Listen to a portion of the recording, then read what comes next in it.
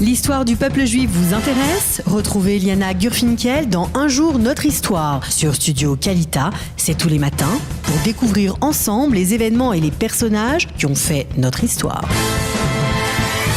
Voilà, ça va vite ce matin. Eh ben, vous avez dit quelques secondes. Je me suis dépêchée, Olivier. Heureusement que vous étiez à côté.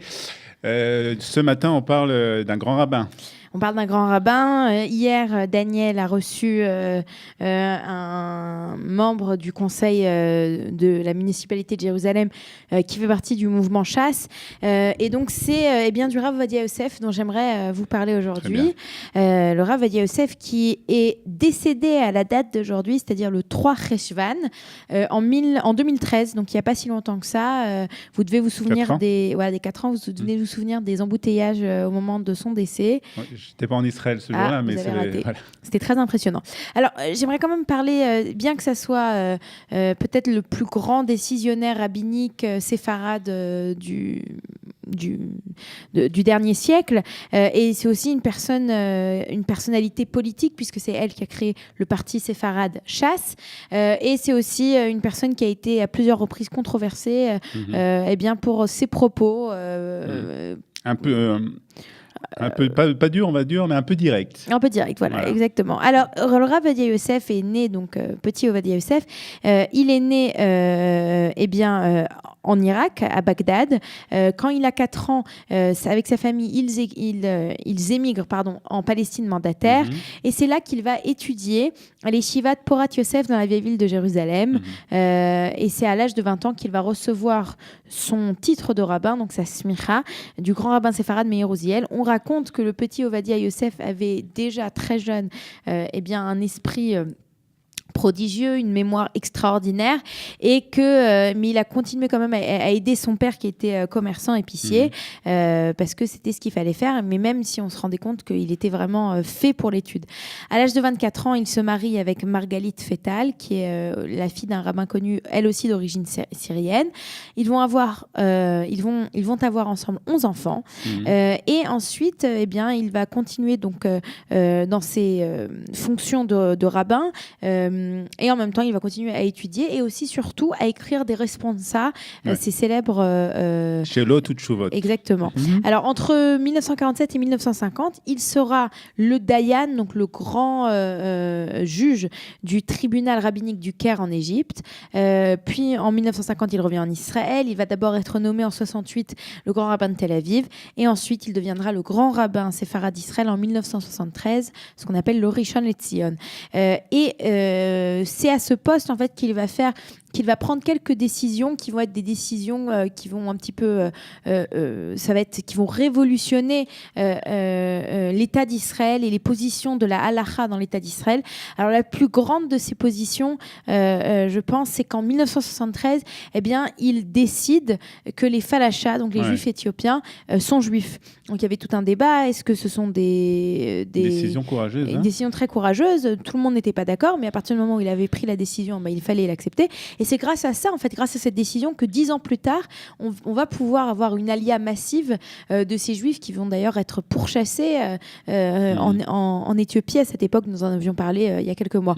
C'est lui aussi qui va prendre des décisions assez importantes autour du sujet des agounot, c'est-à-dire ces femmes qui ont perdu leur mari et dont on ne sait pas où sont leurs maris.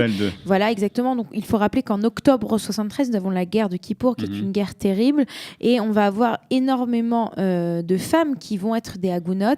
On ne retrouve pas leurs maris qui ont été portés disparus pendant la guerre de Kippour, et c'est lui qui va trancher en leur faveur, et il va travailler très très très très dur afin de leur donner cette possibilité de se remarier.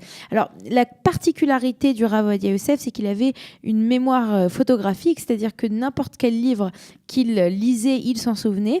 Et d'ailleurs, c'était cette capacité, en fait, pour pouvoir donner la permission, pour pouvoir donner ce qu'on appelle un éther, il avait en mémoire des centaines, voire des milliers, voire des dizaines de milliers de réponses. Et par exemple, exemple, il avait l'habitude de citer des réponses qui qu'il avait lues entre 47 et 50 quand il était président du grand tribunal rabbinique au Caire.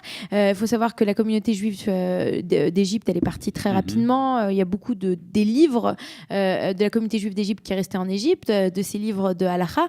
Et lui, il avait regardé, il avait lu une réponse en 1950. Nous sommes en 70, en 80, en 90. Il se souvient parfaitement à la virgule près de la décision rabbinique, et c'est grâce à cette connaissance de ces décisions rabbiniques qu'il pouvait permettre certaines choses.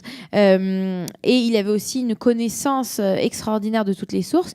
Alors le Rav Ovadia Yosef, il était aussi connu pour ses lunettes de soleil, puisqu'il avait une fragilité des yeux, et c'est la raison pour laquelle il avait toujours des lunettes de soleil, non pas pour avoir un style ou quoi que ce soit. C'était pas le genre quand même. C'était pas le genre. Et alors la dernière chose dont il faut parler, qui est quand même très très importante, c'est que dans les années 80, donc à partir de 83, à partir du moment où il termine son rôle de grand rabbin d'Israël, de Rishon et Tzion, il va encourager les juifs séfarades à créer un parti politique. Jusqu'à là, les séfarades faisaient partie du parti Agudat Israël, donc du rabbin Shach. Il décide donc de créer ce parti Shas, qui est peut-être un des partis qui a vécu, qui est un des plus intéressants en fait à voir son histoire politique. Et c'est ainsi que donc il va créer ce parti.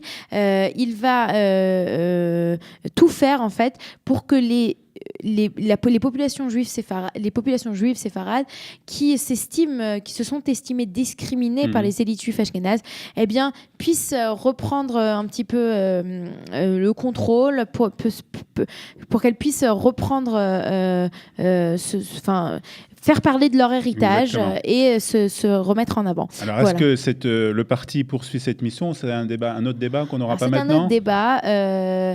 Il faut dire que depuis, il y a beaucoup de... Voilà, exactement. Il y a beaucoup d'eau qui a coulé sous les ponts. Ouais. Mais c'est sûr qu'on ne peut parler du Rav Ovadia Yosef sans parler de chasse. Et sans parler, en fait, de ce qu'il a beaucoup fait, le Rav Ovadia Yosef, c'est qu'il a redoré le blason des séfarades, que ça soit dans le monde de la Torah, puisque il a dit on peut tout à fait être juif séfarade, être fier de son origine et être très fort en Torah. Il faut connaître un petit peu dans le monde haredi en Israël. Souvent, quand on est séfarade, on n'a pas accès aux meilleurs yeshivot, etc. Donc lui, d'un côté, il a créé un système d'éducation, il a créé un système de yeshivot. Il a dit, voilà, on peut être séfarade sans problème, ça c'est un.